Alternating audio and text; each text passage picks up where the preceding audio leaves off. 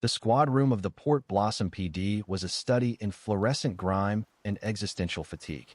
Detective Miles Corbin, 40-something with the permanent shadow of 5 years on the vice desk under his eyes, stared at the file in his hand. It was thin, too thin for a case this disturbing. The Hook, a missing persons case involving a brilliant but unstable biotech researcher, Dr. Adrian Thorne, that inexplicably landed on the cold case shelf within 48 hours. Corbin had pulled it out of storage because of one detail the initial detective had dismissed as spousal hysteria. The witness, Dr. Thorne's wife, Elara, was waiting for him in the interview room, a woman carved from ice and fine silk, radiating the kind of controlled grief that was more unsettling than outright sobbing. Corbin slid into the chair opposite her, the worn plastic groaning under his weight. "Mrs. Thorne, thank you for coming back in. I know this is difficult." Elara didn't flinch. Her gaze was locked on the chipped formica of the table. "Difficult? Detective, my husband is gone. The police closed the file, said he probably ran off, and now you've pulled it back up 6 weeks later. Difficult is seeing his toothbrush every morning." Corbin ignored the barb. "Let's go over the last day again, Elara. The day you last saw him. It was mundane. He works out of his home lab. He was excited about his project. He called it the Anchor, but wouldn't tell me details. He said he was close to a breakthrough. He went into the lab around 7 a.m. I heard him working all day. Sounds like grinding, sometimes low humming. And you went in at some point. Only once. Around noon. I brought him a coffee. The lab was different. He'd covered the walls in this thick, black acoustic foam.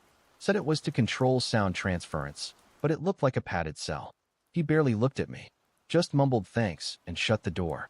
And then, Elara's voice lowered, a low, smooth monotone. I went to bed at 11 p.m. He wasn't out yet. I woke up at 3:17 a.m. The light was on under the lab door, but I couldn't hear the humming anymore. I knocked. No answer. I used his thumbprint to open the lock. The lab was empty. Corbin leaned forward. And this is where the previous detective got hung up. The place was spotless. No forced entry. His car was still in the driveway. Wallet and passport on the kitchen counter. Did you notice anything out of place? Anything at all? Elara finally looked up. Her eyes were wide, a startling, pale green. Her voice was a breathy whisper now, the shift in her composure abrupt and alarming. The window was open, just a crack. It was raining outside, but the rain wasn't coming in. And the witness. The witness, yes.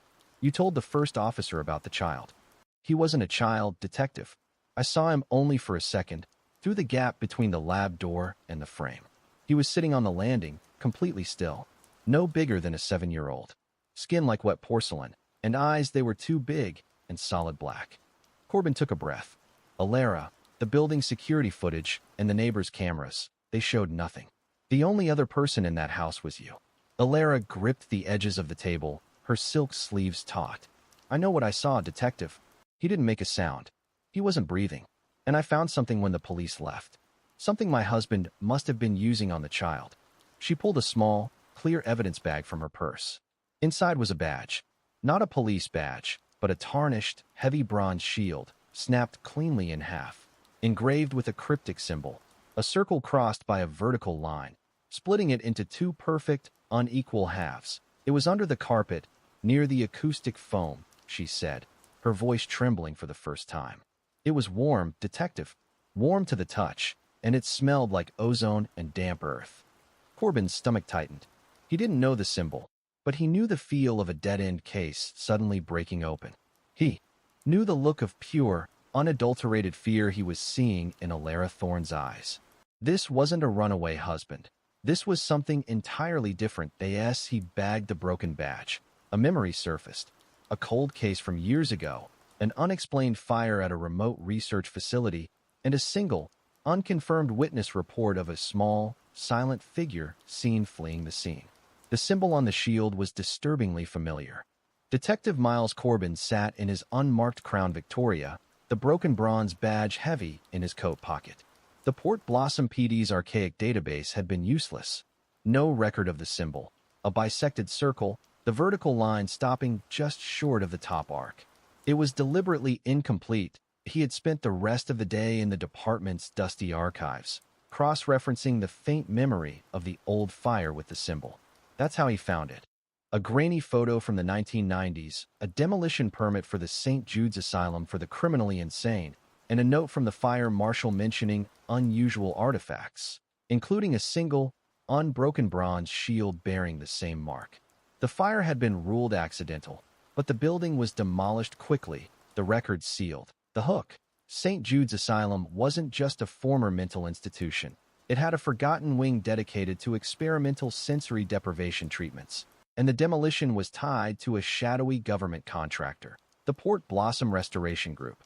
Corbin drove 30 miles out of Port Blossom, the city lights giving way to dense, dripping pine forest. St. Jude's was gone, replaced by a fenced-off, scrubland property now owned by the aforementioned group. Yet, his gut, which had saved his life more than once, screamed that the true location was elsewhere.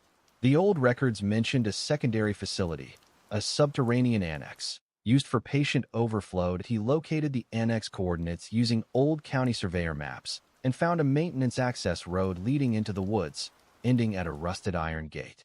Beyond the gate, nestled in a sunken clearing, was a bunker. It was made of concrete and rebar, half swallowed by ivy. The entrance a heavy steel door marked with a peeling sign. PBRG. Authorized access only. Corbin checked the door. Locked, of course. But the hinges were old, and the lock looked like it hadn't been changed since the 70s. He fetched his Slim Jim and tension wrench. He was supposed to get a warrant, but the system moved too slow, and the feeling of dread he felt was moving too fast. Inside, the air was cold, damp, and thick with the smell of mold and ozone, like the broken badge Elara mentioned. He used his flashlight, the beam cutting through the oppressive darkness. The bunker was a single, long corridor lined with identical steel doors. Most were chained shut at the end of the hall. One door was slightly ajar. He moved slowly, his hand resting on the grip of his service pistol. He reached the open door and pushed it fully open. The room was a large, circular chamber, clearly designed to be acoustically dead. The walls were lined with the same thick, black acoustic foam Elara described. In the center of the room sat a single piece of equipment, a large, stainless steel cylinder, roughly the size of a coffin standing on its end, humming with a low, vibrating energy. Wires snaked from its base to a control panel covered in blinking, archaic analog dials. It looked like something built in a nightmare. Corbin approached the panel. Taped above the main power switch was a handwritten label, The Anchor, Dr. Thorne's project. That he examined the machine. The cylinder had a thick glass viewport. He wiped the dust off and shone his flashlight inside. The cylinder was not empty. Hunched inside the enclosure, his knees pulled to his chest, was Dr. Adrian Thorne. He was alive, wearing nothing but loose hospital scrubs, but he wasn't moving. His skin was pale, almost translucent. His eyes were wide open, fixed in a horrified stare, but they weren't seeing anything. Corbin pounded on the steel. "Thorne, Detective Corbin, I'm getting you out of there." Thorne didn't react. Not a flicker. Suddenly, a faint sound, almost imperceptible, reached Corbin's ears. It was a high-pitched, harmonic whine, originating not from the cylinder, but from the black acoustic foam walls. He realized the room wasn't just quiet. It was actively silencing itself. Then he saw the graffiti scrawled into the foam near the floor, almost invisible in the dark. It was a single word, repeated over and over in looping, childlike script. "Listen, listen." List. Corbin turned back to the control panel, desperate to find the release mechanism.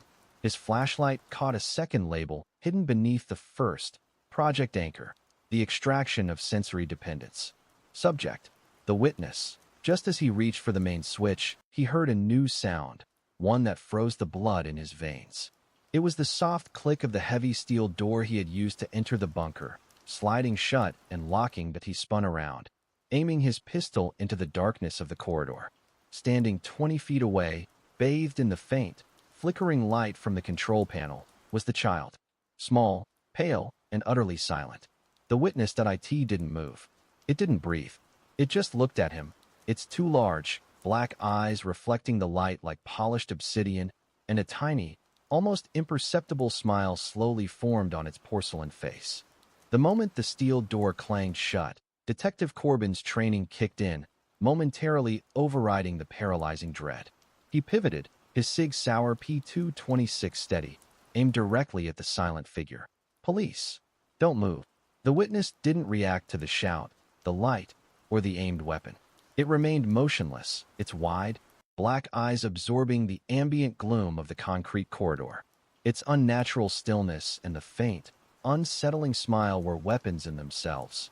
Corbin took a cautious step back toward the circular chamber containing Thorne, never breaking eye contact with the child. "Who locked that door? Where's your mother, kid?" A soft hiss came from the child's direction, a sound like air escaping a punctured tire. It took Corbin a horrifying second to realize the sound wasn't speech.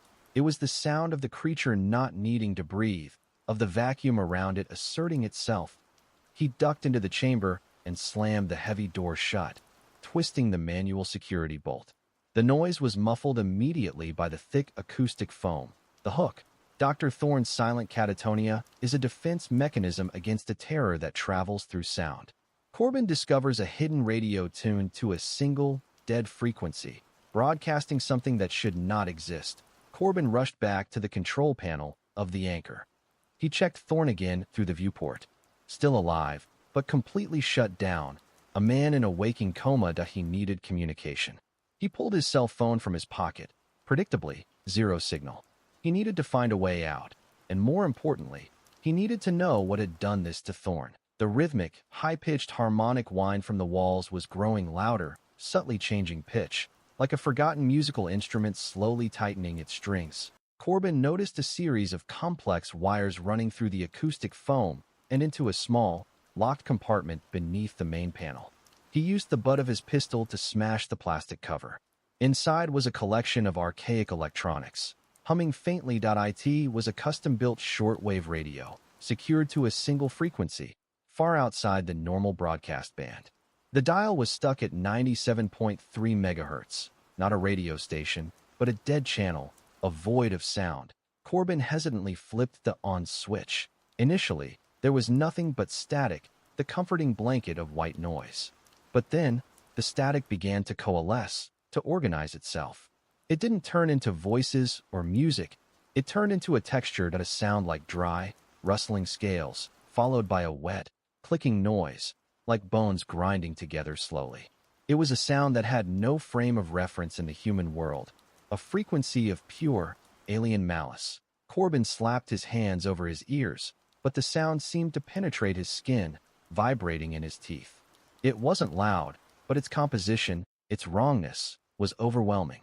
This was the transmission the acoustic foam was designed to contain, and the source of the unsettling harmonic whine that he looked back at Thorne, trapped in the cylinder. Thorne hadn't been silencing sound out. He had been trying to silence this specific sound in, trying to analyze it, to anchor it. Suddenly, the control panel screen flickered to life, displaying a single line of text generated by Thorne's onboard diagnostics. Alert, anchor breach. Subfrequency detected. Do not listen. Beneath the text, an audio waveform analyzer began to draw itself across the screen.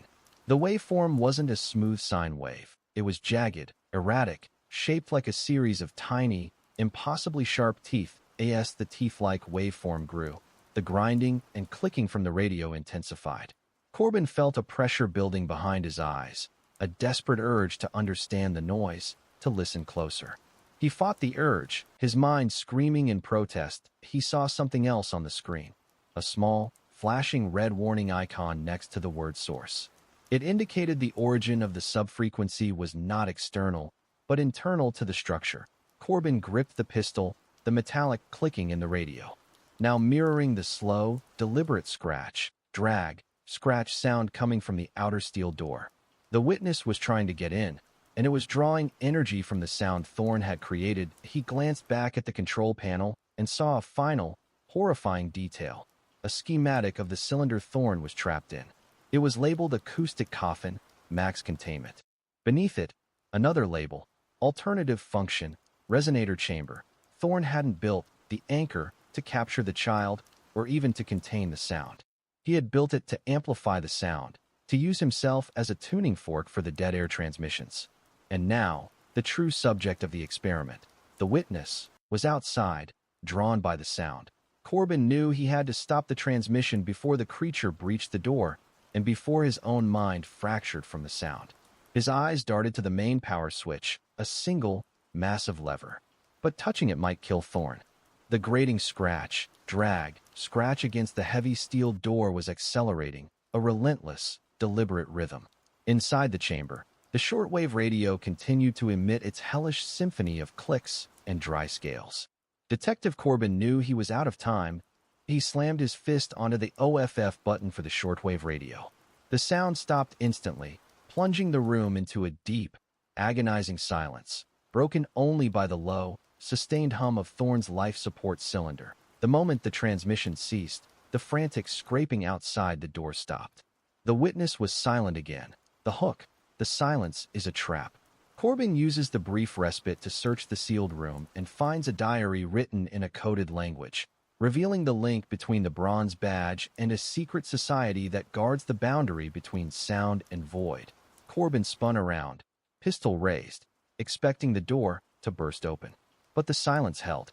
The witness was waiting, listening for a different cue.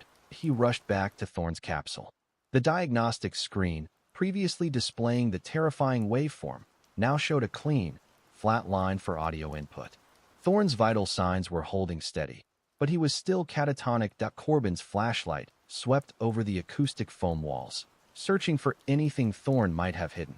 Near the floor, obscured by a fold in the material, he found a small, recessed panel secured with a combination lock that he remembered Elara's description of Thorne's excitement. He was excited about his project. He called it the Anchor, but wouldn't tell me details. Corbin knew brilliant minds often used simple codes. He tried the date of the fire at St. Jude's, the one tied to the bronze badge. The numbers clicked into place. The panel slid open to reveal a single, leather-bound journal. It wasn't written in English. The script was a dense, flowing cursive interspersed with mathematical symbols and diagrams of acoustic energy. Corbin flipped through the pages frantically. He needed a key, a plaintext note, anything.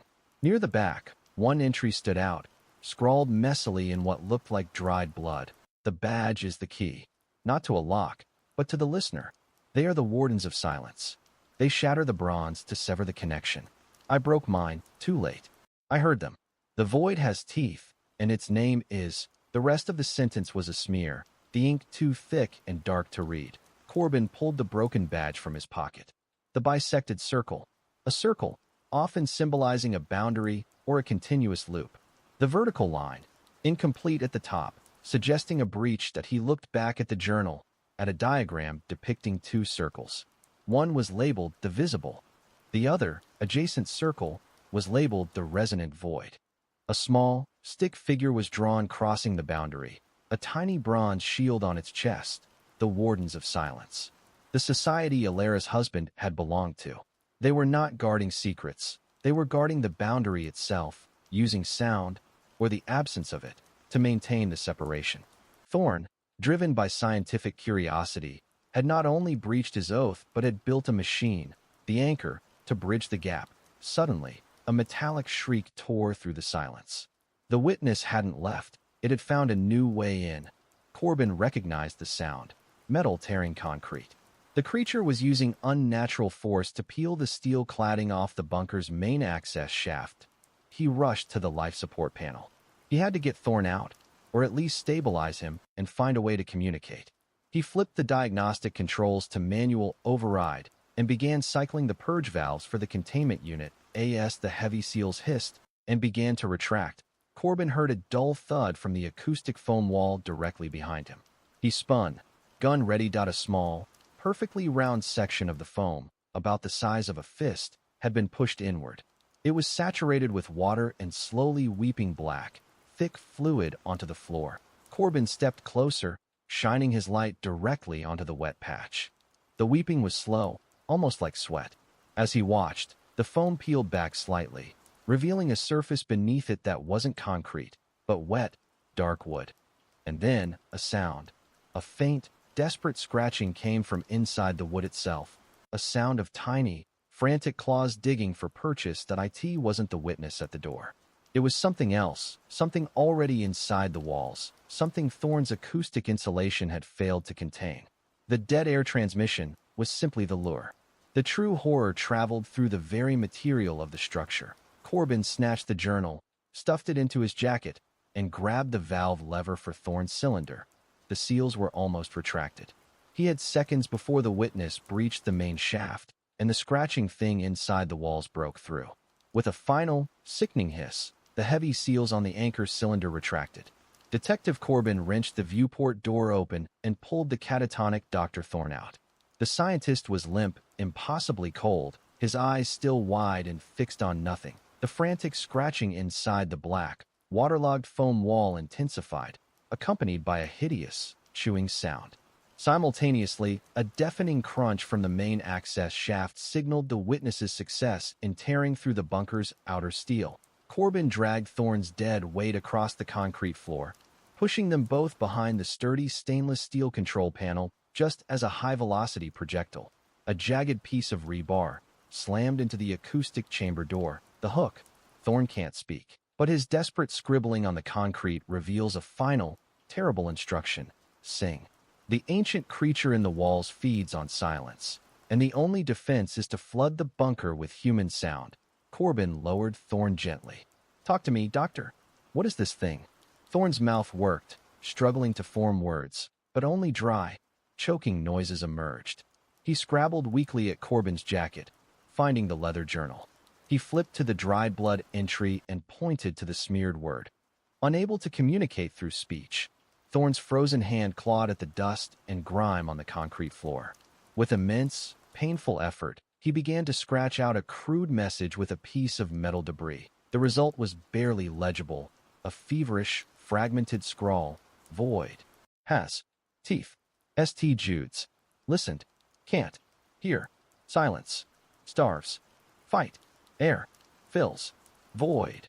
He then drew a single, rough stick figure with a huge, open mouth, followed by a crude musical note. Below it, he scrawled one final, desperate word. S.N.G. Corbin stared, his mind racing. The witness was drawn by the sound of the anchor's transmission, but the thing in the walls was drawn by the silence caused by the acoustic foam. Thorne's experiment hadn't just created a bridge. It had starved a predator. The creature in the walls, the one responsible for the wet decay and the scratching, thrived in the absence of human noise. The old asylum, St. Jude's, had pioneered sensory deprivation, creating the perfect hunting ground. The dead air was its dinner bell. The chewing and scratching from the wall behind them reached a crescendo. A dark, hairy appendage, thin, jointed, and glistening with black moisture, punched straight through the acoustic foam and into the open air. It lashed out blindly, searching for sound, searching for life. Corbin scrambled to his feet. He had a gun, but he was trapped between an inhuman predator in the corridor, the witness, and an ancient, starved horror coming through the walls, the void's teeth. He had to follow Thorne's insane instruction. Fight. Air. Fills. Void. He couldn't sing. Not here, not now. But he could use his voice. He took a deep breath, fighting the paralyzing terror. Elara Thorne. He bellowed, his voice echoing fiercely in the chamber, shaking the acoustic foam. Tell me about the money. Where did your husband hide the funding for the anchor? The sound was jarring, an explosion of human noise. The effect was immediate and horrifying. The appendage paused, recoiling slightly, as if struck by a high-voltage current. The scratching noise momentarily ceased. In the corridor, the witness reacted, too. A sound came from beyond the chamber door, not the usual hiss, but a low, guttural shriek of pure frustration. It began slamming its small, heavy body against the steel door, trying to force it open. Corbin knew he couldn't keep shouting random phrases forever. He looked down at Thorne, who was now pointing frantically at the ceiling. Corbin followed the gaze. The concrete ceiling was crisscrossed with faint, almost invisible seams. He remembered the surveyor maps. The subterranean annex was directly beneath the foundation of the old St. Jude structure. The creature wasn't in the walls. It was living in the hollow spaces of the old foundation, and the annex had given it a direct pathway. Thorne, now weeping silent tears of terror, used his final reserves of energy to point to the only working technology in the room. The powerful amplifiers and speakers built into the base of the anchor control panel, meant to transmit the dead air frequencies. Corbin understood. Not singing, amplifying. He could flood the annex with the only weapon that hurt the creature. Raw, unshielded, loud human noise. He looked back at the control panel, his fingers flying across the switches. He found the microphone input jack, ripped his headset cable from his shoulder radio, and jammed the plug into the port. He flipped the main power switch to transmit. "I'm going to make some noise, Doctor," Corbin whispered to the unresponsive scientist. He raised the microphone to his lips, aiming the sound directly at the raw metal speakers, and then he screamed. A raw, animal roar of fear, rage, and pure, human desperation, amplified through Thorne's nightmare machine and aimed straight up into the hungry darkness of the ancient earth. The reverberation of Detective Corbin's amplified scream tore through the subterranean annex. The sound was a physical assault, vibrating the concrete floor and rattling the heavy steel door. The effect on the creature in the walls was immediate and visceral. The entire section of acoustic foam began to bulge violently, followed by a sound like hundreds of brittle bones shattering.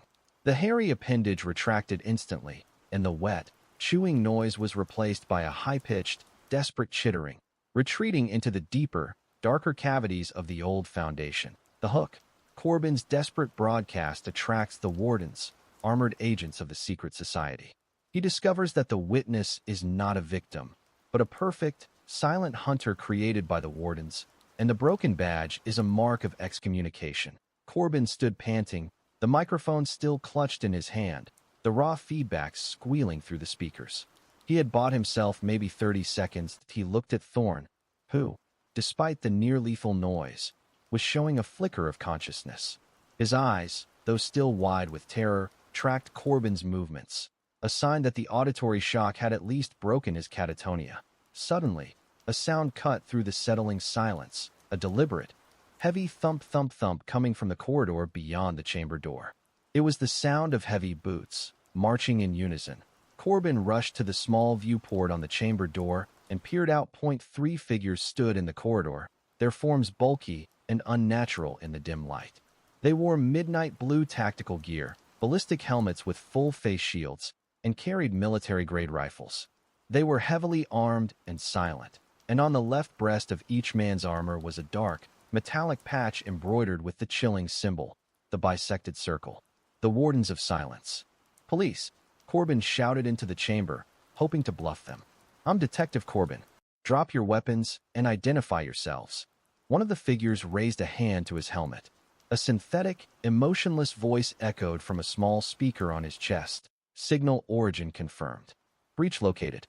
Subject, Thorne secured. Eliminate contamination. Contamination. That meant Corbin and Thorne. The wardens had been monitoring the dead air frequency, waiting for a disturbance. Corbin's desperate, amplified scream had acted like a sonar ping, broadcasting his exact location. He looked back at Thorne, whose eyes were now darting between the corridor door and the acoustic foam where the creature had broken through. Thorne reached out a trembling hand and grabbed Corbin's wrist. He whispered, his voice a dry rasp, the first sound he'd made. "The witness is theirs. Not a child. A vessel. Total silence. Perfect hunter." Corbin's blood ran cold. The creature outside wasn't a runaway victim.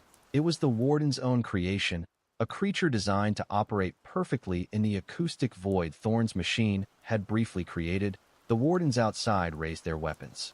Corbin knew the chamber door wouldn't hold against military-grade breaching tools. He had to move. He looked at the acoustic foam wall, at the hole the creature had made, and the dark wood beneath. The only way out was up, through the hollows of the old St. Jude's foundation, straight into the den of the hungry creature he had just enraged. "Thorne, we're going up," Corbin said, grabbing the scientist's arm. "We're going to where the silence begins." He found a large, rusty valve lever on the side of the deactivated anchor cylinder. Using all his weight, he ripped the lever off, creating a crude, heavy metal pry bar. He shoved the pry bar into the small hole in the acoustic foam wall and strained, grunting with effort. The ancient, waterlogged wood of the Asylum foundation groaned. The synthetic voice from the corridor cut through the air again, breaching in 5 seconds. Corbin gave one final, desperate pull. The wood panel tore away with a splintering crack, revealing a narrow, dark vertical shaft, a utility chute, or perhaps an abandoned ventilation duct leading straight up into blackness.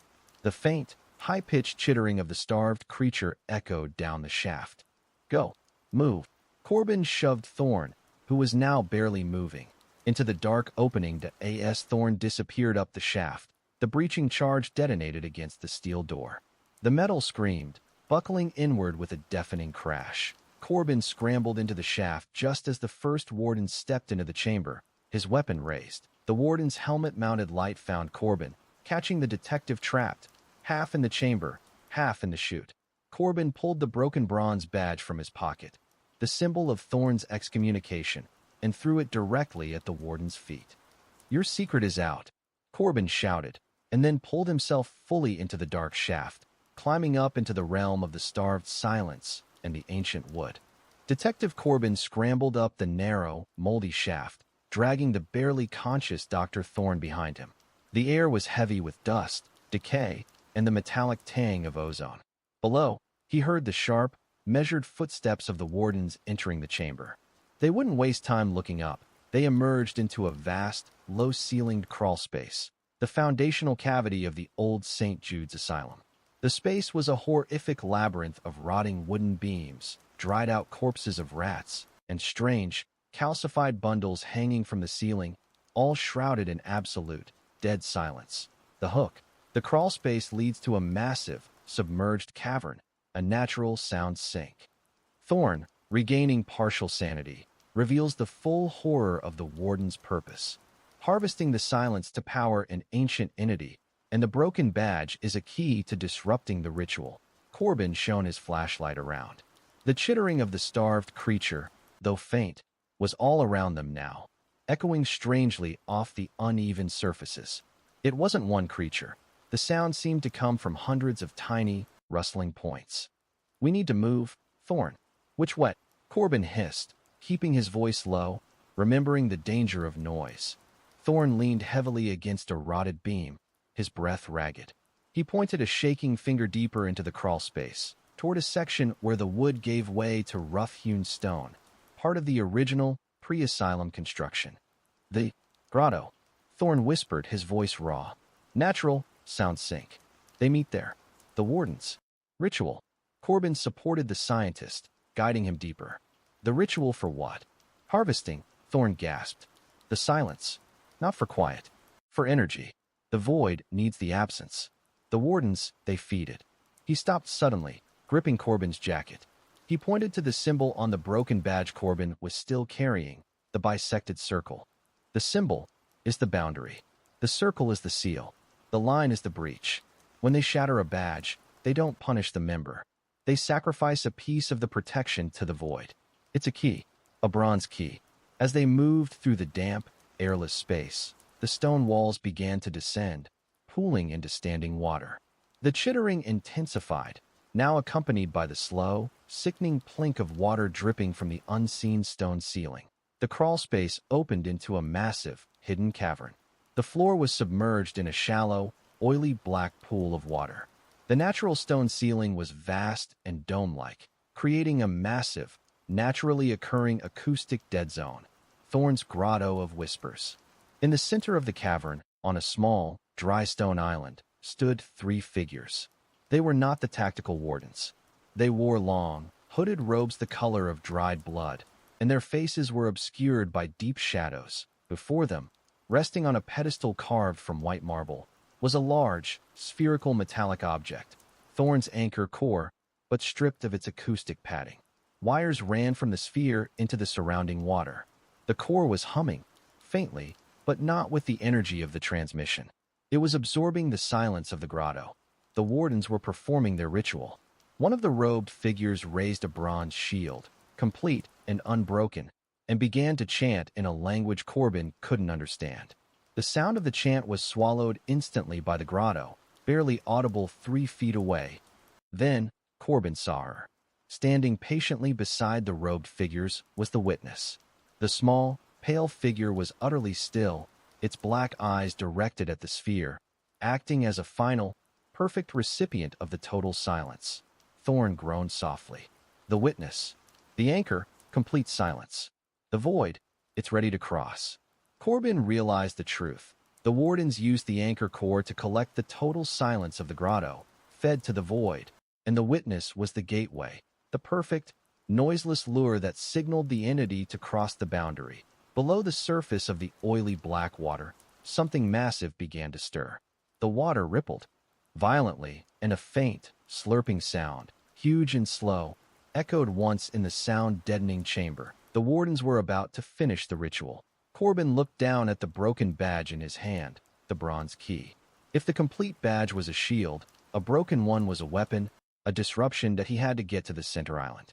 He had to break the sphere, or break the ritual. He lowered Thorne into a shallow patch of stone and took a deep, steadying breath. He began wading into the oily water, moving toward the dry island.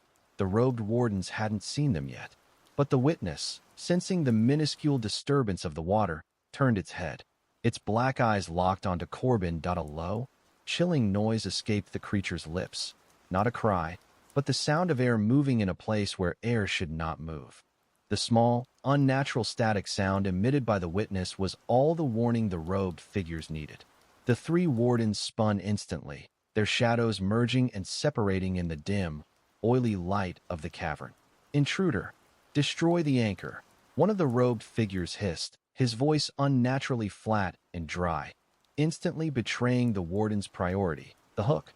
Corbin must navigate the rising entity beneath the water while battling the robed wardens. The broken badge, thrown into the water, doesn't kill the creature, but disrupts its ability to hear the silence, forcing it to surface fully and exposing its true, terrifying form. Corbin was halfway through the black water, the oily surface reaching his knees.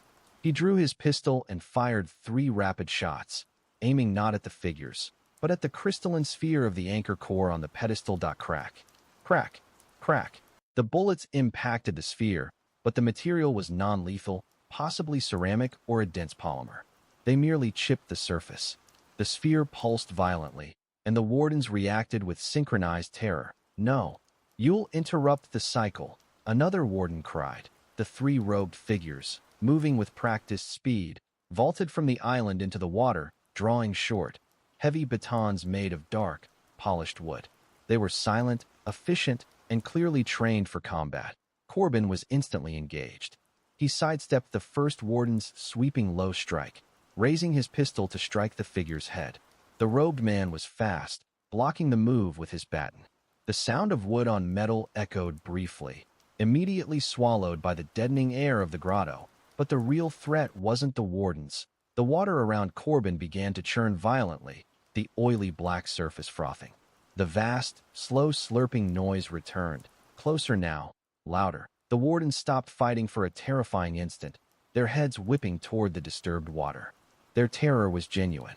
"It's rising. The breach is initiated," one shrieked, instantly abandoning the fight to rush back to the pedestal. Corbin glanced down.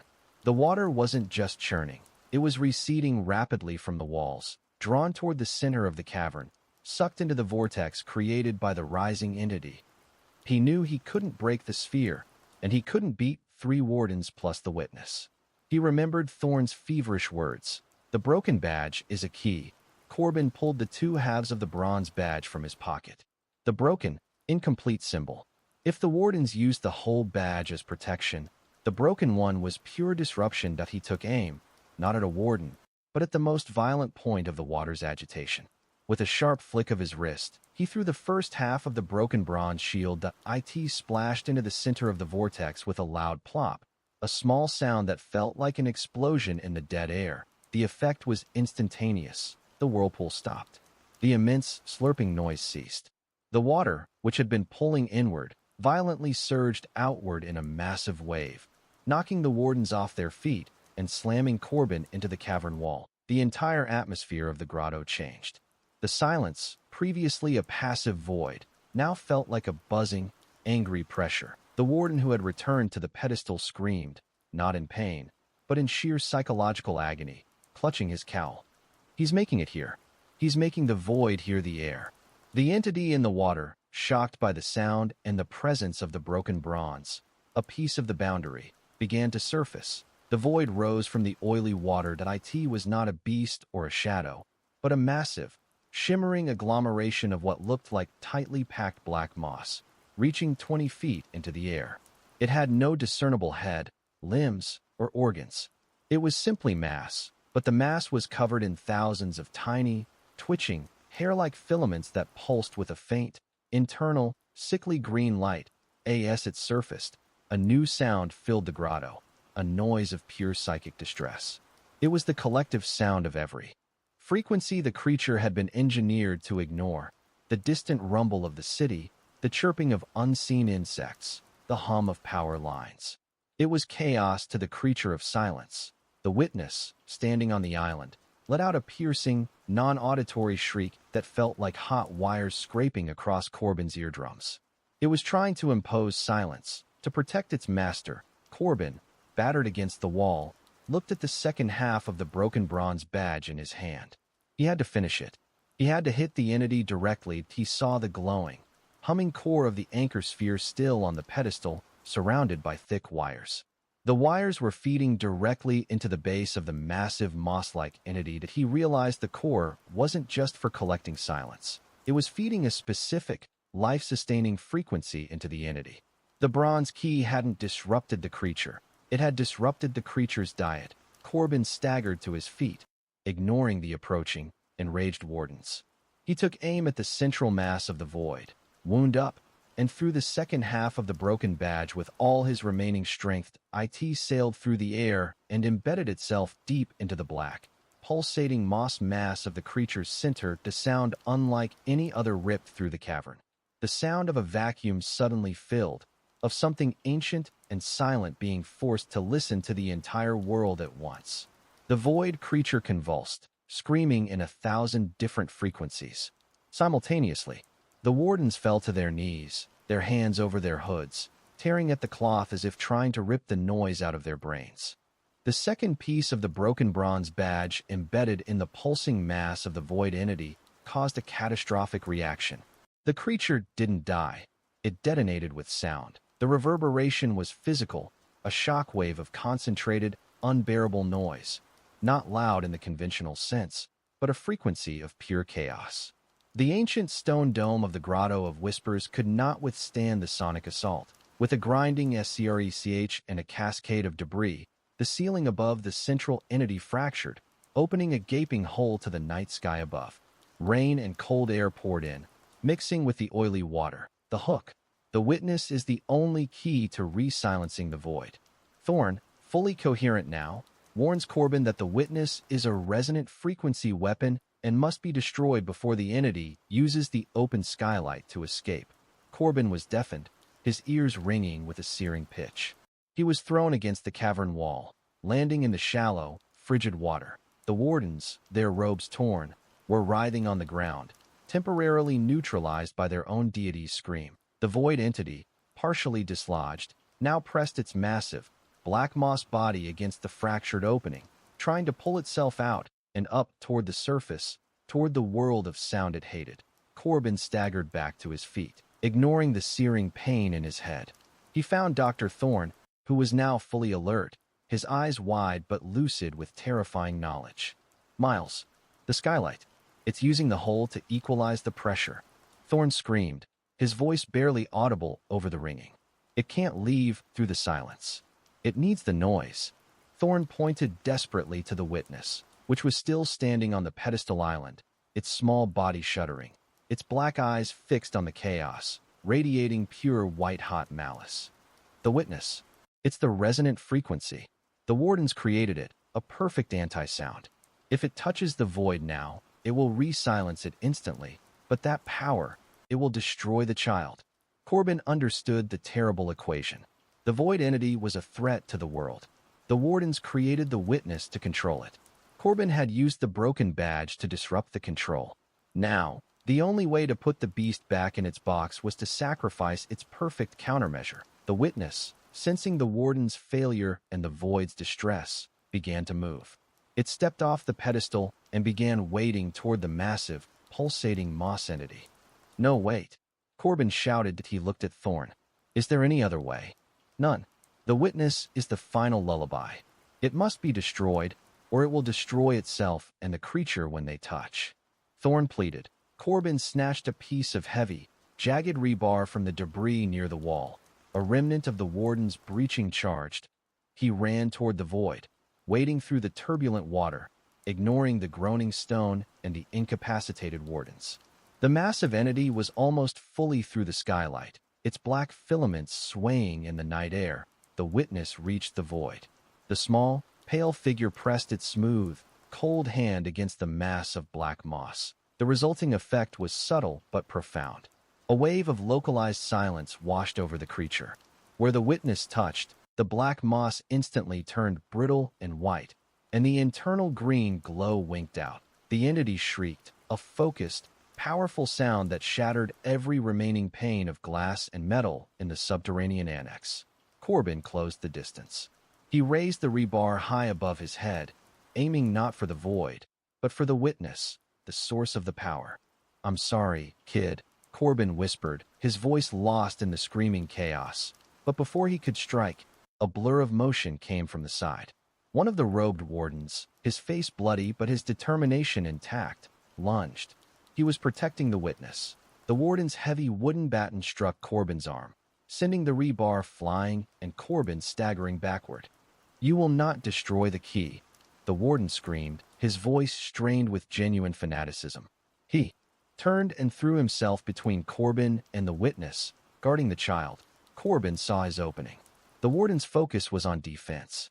The witness was focused on the void. He didn't need the rebar.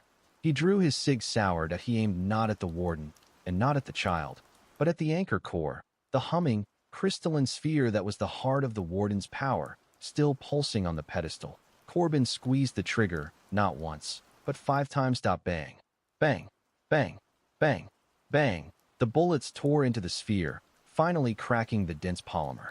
The core didn't explode, it imploded. It collapsed inward, sucking the remaining sound and light from the cavern and emitting a final, terrible hump of pure void. The implosion of the anchor core was not loud, but absolute. The crystalline sphere collapsed into itself, sucking the air, the light, and every possible frequency out of the grotto. It created a perfect, instant vacuum, a localized, eternal silence. The massive void entity, halfway through the fractured skylight, froze instantly. Where the witness's hand met the black moss, the creature had achieved maximum resonance. Perfect silence meeting the perfect collector. The two forces merged, solidified, and the enormous entity shattered into millions of brittle, white flakes that drifted down into the oily water. The witness, too, was gone, absorbed into the final lullaby, the hook. Escaping the grotto, Corbin and Thorne find themselves surrounded not just by the wardens, but by local police, led by Chief Harding. Corbin realizes the entire Port Blossom PD is corrupted and part of the warden's organization. Corbin, partially shielded by the crumbling wall, was hurled backward by the sudden pressure change. He lay stunned, the ringing in his ears replaced by a heavy, cotton-like quiet. The Grotto of Whispers was now inert, a tomb of perfect silence. He pushed himself up and found Thorne, who was already scrambling through the debris-strewn skylight opening. The core created a permanent void field. Thorne rasped, pulling himself onto the rocky surface above. "It's sealed. The silence is contained." Corbin followed him, pulling himself up onto the rubble-strewn foundation. They had emerged onto a small, wooded plateau, the exact spot where the old St. Jude's Asylum had stood. The night air was cold and filled with the normal, blessed noises of crickets and distant traffic, but the moment they broke cover, the normal sounds were overwhelmed by the chilling sound of a dozen rifle bolts cycling. "Freeze! Put your hands up." Corbin and Thorne were bathed in the blinding glare of high-powered tactical spotlights. They were surrounded. The wardens were there, perhaps 6 of them, now wearing standard black balaclavas and tactical vests, having discarded their robes. They were holding military-grade rifles, their symbol, the bisected circle, discreetly displayed on their shoulder patches. But flanking the wardens were 2 familiar Port Blossom PD patrol cars and 4 uniformed officers, their hands on their holsters, looking pale and nervous. Walking deliberately through the middle of the cordon was a figure Corbin knew too well, Police Chief Howard Harding. Harding was a man who looked carved from granite, stern and impeccably dressed, even in the middle of a forest in the dead of night. Chief Harding didn't shout. He spoke with calm, controlled authority. "Detective Corbin, you are placing yourself and this civilian under arrest. Unauthorized entry, destruction of private property, and aggravated assault." Corbin didn't move. He looked at the chief, then at the nervous uniformed officers, and finally back at the wardens. He noticed the subtle, deferential way the uniformed officers held themselves around the wardens. "Private property," Corbin spat out, his voice hoarse. "That was a human sacrifice ritual to a dimension-hopping entity, Chief. And I think we both know that private property belongs to the Port Blossom Restoration Group." Harding didn't flinch.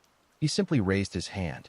One of the wardens stepped forward and pulled a small, silver flip phone from his pocket.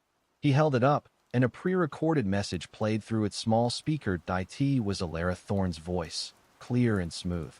"He went into the lab around 7 a.m. I heard him working all day. Sounds like grinding, sometimes low humming." The recording continued, seamlessly edited to cut out all references to the black foam, the anchor, and the witness.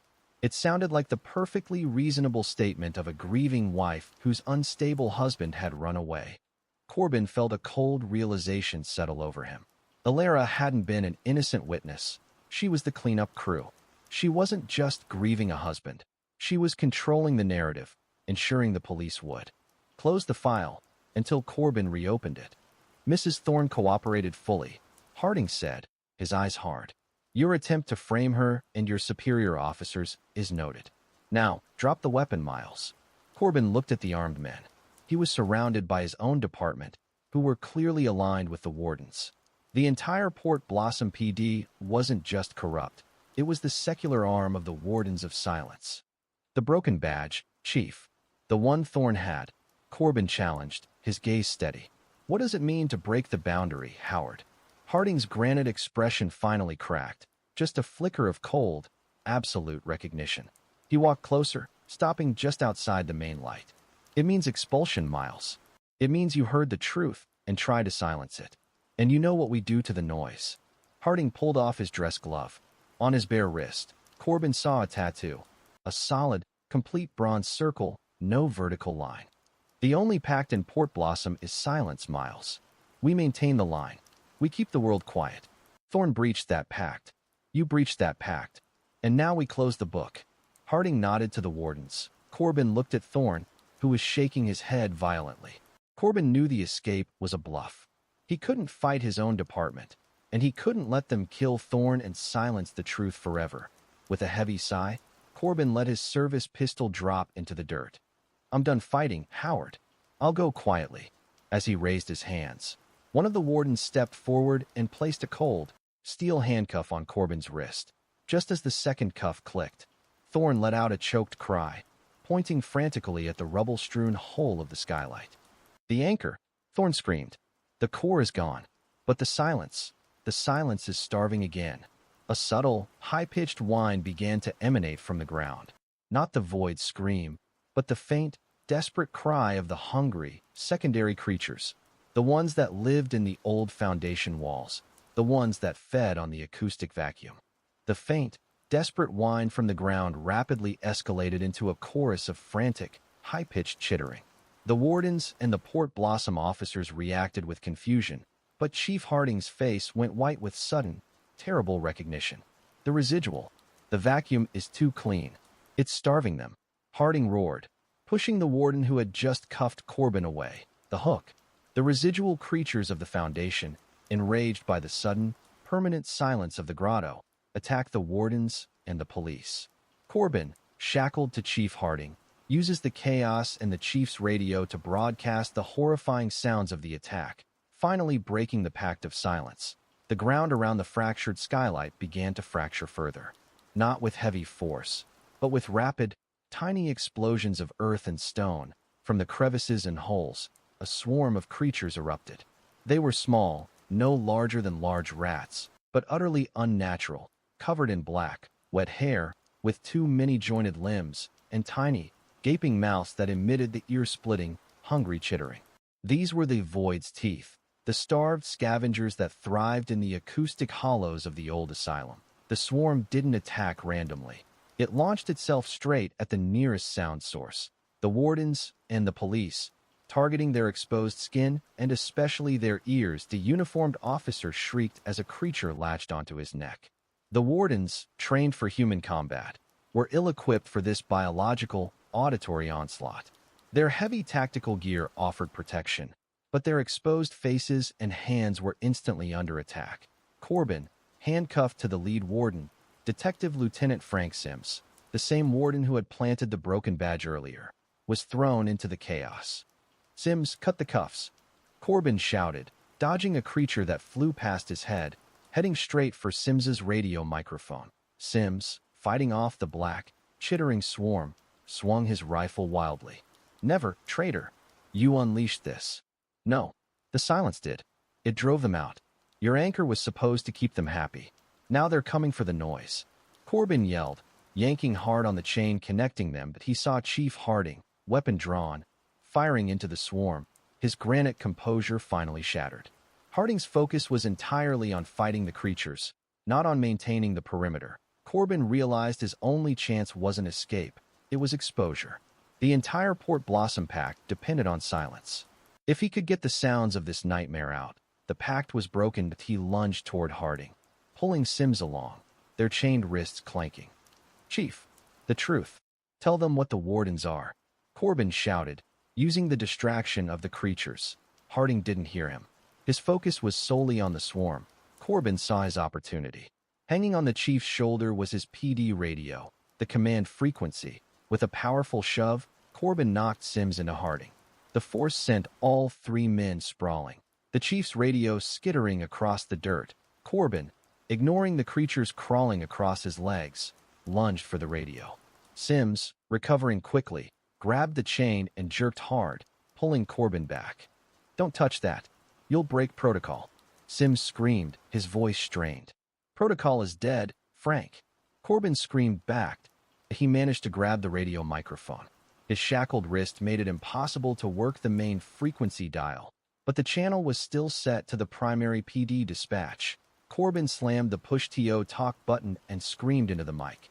Not words, but pure, unfiltered human fear, quickly followed by the horrific, high-pitched chittering of the attacking swarm and the sounds of automatic gunfire and screams from the wardens, the raw transmission of chaos. The sound they had been sworn to contain went out over the entire Port Blossom Police. Frequency, live and unfiltered. "Dispatch, we have multiple 10-78s. Officer down. Repeat, we are under attack. They are swarming. Oh God, they are everywhere. Tell them about the..." Silence. "Tell them about the witness." Sims, realizing the catastrophic breach of the pact, ripped the mic from Corbin's hand. He raised his rifle, not to shoot Corbin, but to smash the radio. But it was too late. The message, the noise, the raw, undeniable proof of the supernatural, was out.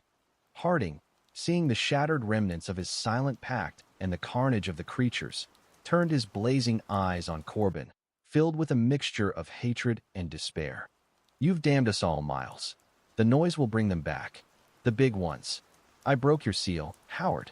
The truth isn't silent," Corbin retorted, trying to buy time. Just as Harding raised his weapon to silence Corbin permanently, a blinding beam of light cut through the trees, followed by the blare of multiple sirens approaching rapidly from the access road. The broadcast had worked. Backup was finally arriving. Unaffiliated, non-warden police officers from the neighboring jurisdiction, drawn by the catastrophic transmission. The approaching sirens from the neighboring jurisdiction, the non-warden police, were the final cue for Chief Harding and the remaining wardens.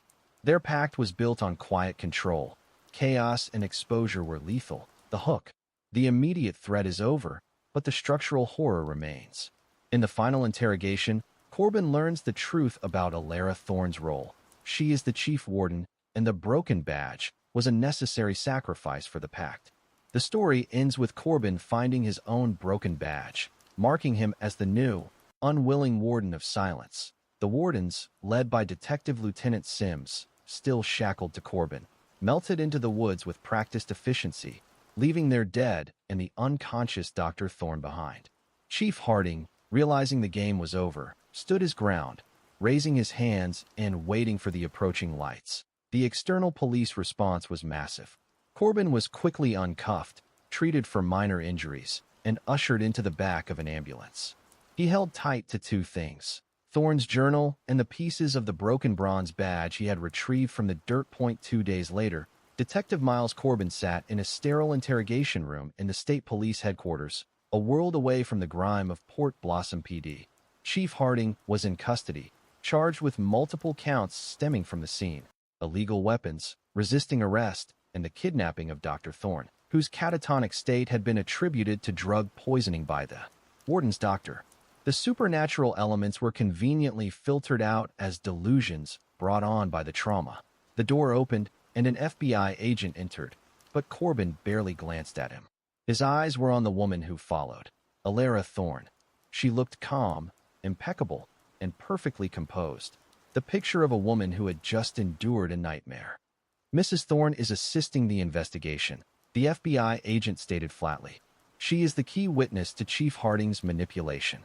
Elara sat across from Corbin. She offered a look of weary sympathy that didn't reach her cold, pale green eyes. Corbin tossed the journal onto the table. "Stop the act, Elara. The anchor, the void, the witness, it's all true. You're the one who cleaned up the mess for Harding." Elara smiled, a slow, unsettling curve of the lips. "Oh, Miles, I didn't clean up for Howard. Howard cleans up for me." She reached into her coat pocket and pulled out a key card. It was a Port Blossom PD master key, the one used for high-security clearance. "The Port Blossom Pact, Miles. It's much older than a corrupt police chief. The Wardens of Silence have guarded the grotto for 3 generations. We don't want the silence. We manage it. We need a permanent, resonant silence to keep the void from feeding on the natural noise of the world. The Wardens are not the villains. We are the gatekeepers." She explained. Dr. Thorne's original badge was not broken when he first heard the transmissions. He broke it himself in a moment of pure, scientific hubris, trying to use the broken half to measure the frequency of the void, a breach of the oath. Elara hadn't reported him.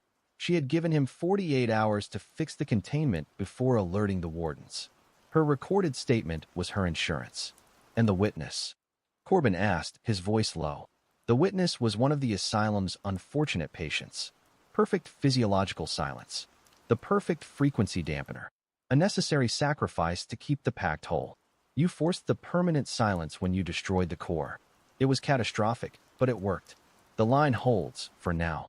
You're the chief warden, Corbin concluded, the truth hitting him like a physical blow. "I am the one who remains," she corrected. "And now, so are you." She pushed a small, velvet pouch across the table. Corbin hesitantly opened it. Inside were 2 perfectly matched, newly cast pieces of bronze. He recognized the symbol, the bisected circle, clean and sharp. They were meant to be held apart. "Your heroic broadcast broke the silence, Miles. It shattered the anonymity of the wardens. Forever. But you also learned the truth, and you restored the silence, permanently, by destroying the anchor. By our ancient law, you are now the one who carries the noise. You are the only one who knows the complete truth. You are the new warden of silence." Corbin stared at the badge fragments, the weight of the endless, terrifying responsibility settling on his shoulders. He was a detective, sworn to uphold the law, but the law he knew was a sham, and the truth he held was a burden of unspeakable horror. "The noise will come for you now, Miles," Elara concluded, rising. "It knows you broke the seal. The wardens will protect the pact, but they won't protect you. You are the new line." She turned and left, the FBI agent silently following her.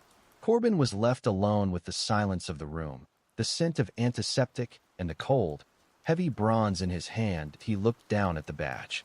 He had fought the silence, but he had become its new custodian. The world was safe, but his life was over. The horror wasn't the monster. It was the endless, necessary silence that remained. He clipped the 2 pieces of the broken badge into his wallet. He stood up, adjusted his coat, and walked out of the room, leaving the truth locked behind the closed door. Outside, the noise of the busy state police station was deafening, and for the first time, Detective Miles Corbin flinched.